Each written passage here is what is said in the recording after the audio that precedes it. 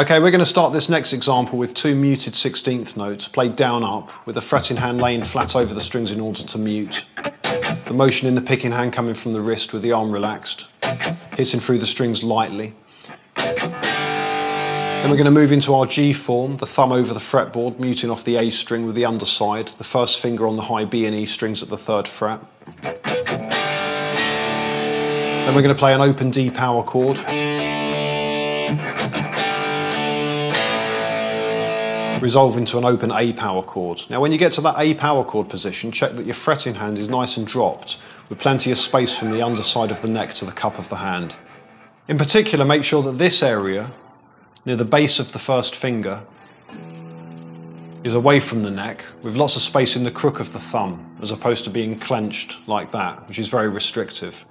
This position, with the hand dropped, will enable you to stretch out the fretting hand. Okay, so each of the 4 bars starts G, D, A.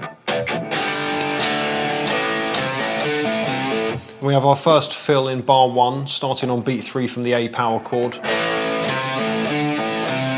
Uses the 2nd and 4th fingers to pull off to open.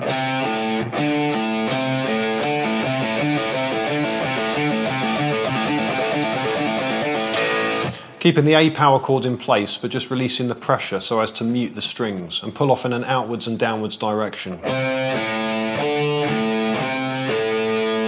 The second fill in bar 2, again from the same place, from the A power chord on the 3rd beat, uses alternate picking on the first 2 16th notes, followed by a bluesy quarter step bend on the low G, played using a downstroke, and then resolving back to the A power chord.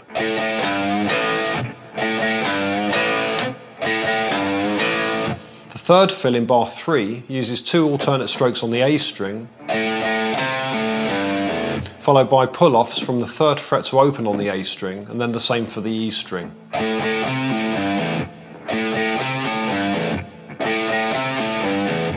The last fill moves from the A power chord to 2 16th notes on the open A, finishing with a quarter step bend, pulling downwards very slightly and resolving back to the A.